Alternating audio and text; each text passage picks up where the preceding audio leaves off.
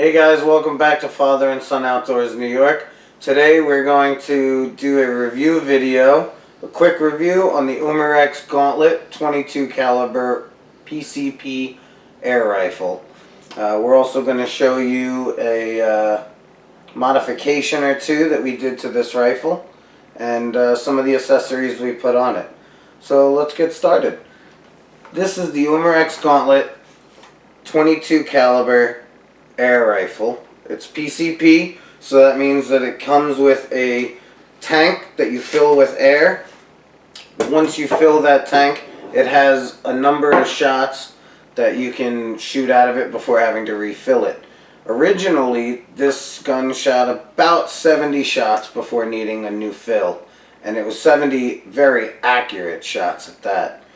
That was with this very small air cylinder. This cylinder is 13 CI or 13 CU, and it's about 213 cc's of air. We went on Wish and we ordered from China this new tank. This new tank is 0.5 liters. So that's 500 cc's, more than double this tank. You can see the difference in size. Actually, it would actually go this way. So you can see the difference in size between the original one and the new one. So this tank is going to get at least double the amount of shots that the original tank did. So that's one of our modifications. The only thing I will tell you is to install a larger tank like this, you do have to modify the shroud or the guard that went around the original tank. The way I did that was I cut it perfectly straight with a hacksaw. As you can see here, nice and straight right down this line. And then I installed this side piece with a screw. I installed the other side piece on this side with the screw. Then I mounted the bottom just as normal. Alright, and I also added a rail down at the bottom that has a sling stud built into it, made out of really high quality steel. And then I mounted this Harris bipod onto it. This is my son's rifle, so it's not going to get thrown around too much, so I put on a Harris spring bipod instead of a very expensive bipod. But I drilled into this portion of the stock, and then there's a piece of metal that goes through it. I drilled into that, and I put some self-tapping screws into it, and it holds it very tight. As you can see, there's almost no wobble. So let's get into the gun, okay? This gun has a barrel that goes through the center of this. This is the shroud that goes over the barrel. It's really nicely done. It's painted, it's not blued, and it's not anodized. It's painted aluminum. It's a shroud that goes over the barrel. You can actually remove it just by screwing it. And it has spring tension. And here is the barrel. Alright, when you take this off, you can see this is the piece, forget what they're called, but it basically pushes the air away from the pellet and back into the shroud, back towards the back of the gun.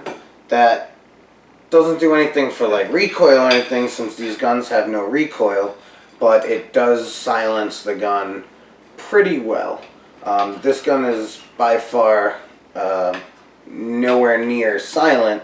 It does require a suppressor, which we'll be getting shortly, but it does quiet it up quite a bit. Just tighten that back on by hand and you're good to go. Alright, we'll move this back here a little bit. Alright, so here we have the Tasco mil-dot reticle scope. It's a target slash varmint scope with a adjustable optical parallax and finger adjustable turrets, and we put that onto with these rings here. These are 11 millimeter scope rings to go with the 11 millimeter scope rail that's built into the receiver of the Umerax Gauntlet. Unfortunately, it doesn't have Picatinny. It does have 11 millimeter, which I'm not as much a fan of, but they do work perfectly. It's not anything to do with the way they work. I'm just more of a fan of Picatinny. Being prior military, that's all we ever really had or used. So I prefer Picatinny, but the 11 millimeter does just fine, especially with a recoilless air rifle. So here we have the bolt. So the Umerax Gauntlet is a bolt action air rifle. It does use a 10 round magazine. It's made out of all plastic, but it is durable. It has a little spring in it here that when you go to use it, you bring it around, it gets a little spring tension, you put your pellets in, and then it holds it in. So every shot it will rotate for you. And it's a really nice design. A lot of companies are now using it. So back to the bolt. The bolt is all metal. It's solid steel. It's just a straight bar with a ball at the end. I am thinking of putting a bolt knob on this just to make it a little easier to grab for my son. The pull on this, the spring tension to cock this rifle is it's a little hefty. It's probably a good like 10-15 pound spring tension. And then it does have a second set where you can lock the bolt in, and this way you can easily put the magazine in or take it out without having to wrestle with the bolt knob. So that's great. As you can see, I've already checked the chamber. There's no magazine, nothing. So we're gonna go and we're gonna check the trigger. We're gonna use the trigger pull gauge here from Wheeler, and we'll see what the trigger pull weight is.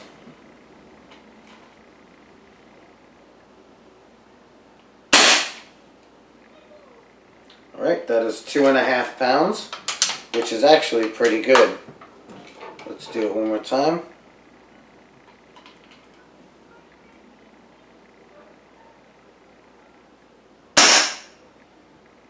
A little less than 2.5 pounds. One more.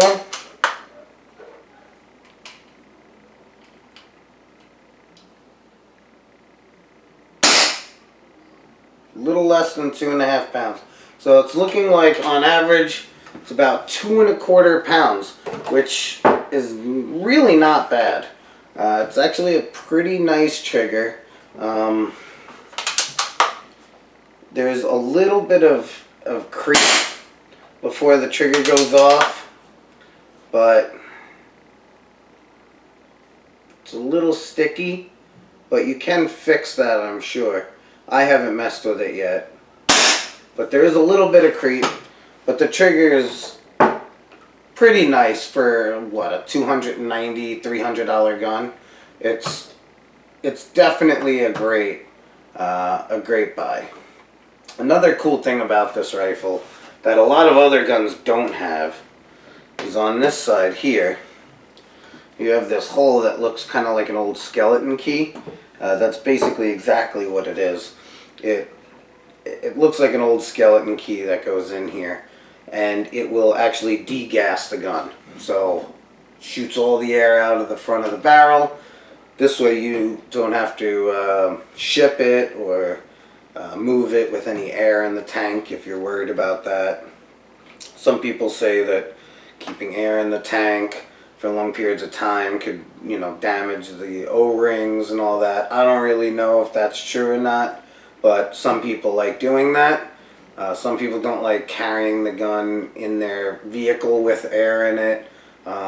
You know, in case it bumps and hits something, they're afraid of, you know, blowing up or whatever. So to be able to degas it, it's a big thing for some people. We do use it once in a while, mostly when we swap the tank out.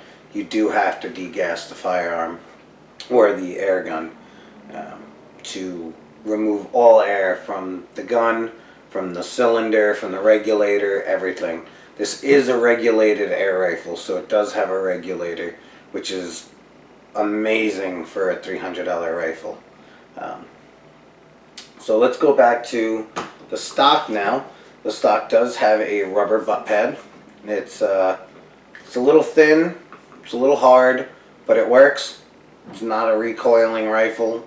It's not a high caliber rifle, so it's not anything you need a huge, you know, squishy butt pad. But it does have a nice rubber butt pad, so it's got a decent feel to it. And it has an adjustable cheek comb with just this little dial here on both sides. It is ambidextrous, so this rifle may not be ambidextrous, just for the fact that no matter what, you need your right hand to go with the bolt knob and cock it, but you can shoot it left-handed or right-handed with the way that the stock is made. The stock is completely ambidextrous. The only thing that's not ambidextrous, obviously, is the safety and the receiver where the bolt knob is. Getting to the safety, or speaking of the safety is not one of those annoying safeties that every time you cock the gun it engages the safety and you gotta, you know, disengage the safety before you shoot. I've always hated those. To get to the safety on this air gun, the safety is over here on the right hand side, and as you can see, it's facing to the front. This safety is kind of a pain in the butt. It doesn't just go, you know, down straight or up, anything like that. This safety, you have to go all the way around to almost the back of the gun, and then the safety is disengaged. Now, I'm sure most of you are going to ask, well, why can't you just go halfway? A lot of guns are like that. You can just go halfway and it still will not fire. Well, that's true on some guns, but this one is spring-loaded, so you'll really have to do that, and it is a pain in the butt. The other problem I have with the safety is, let's say you're out hunting, and you go to slowly do the trigger so you don't scare the squirrel or rabbit off, and you're going, and you're going, you're going, you're going, and it clicks. And they hear it and they run off. So it's kind of a pain, like I said. But the safety works, and realistically, that's all that matters. You don't want to have a gun that the safety doesn't work. So, all in all, I would say that this is a great air gun, especially for a beginner or an intermediate air gun shooter. You're gonna get, with the original bottle, about 70 regulated shots. Regulated shots meaning that from shot 1 to shot 70, you're getting about the exact same feet per second. We haven't tested this one yet, so we're not sure what the standard deviation is on this gun right now. But it's normally, you know, no more than like 8, 9, 10 feet per second between shots. We are going to do another video for accuracy, although I can tell you, having shot this for the last month or so with my son, this gun is very, very accurate out to 30, 40, 50 yards. We've hit targets out to 100 yards with it consistently. So it is a very accurate gun. We are also going to do a shot string video to show the feet per second string of the regulator and how many shots you get now that we put on this more than double-sized bottle. Alright, so stay tuned. We have another video coming up soon with some additions to my rifle, the FX Dreamline, Dreamlight, Dream Tac. So stay tuned.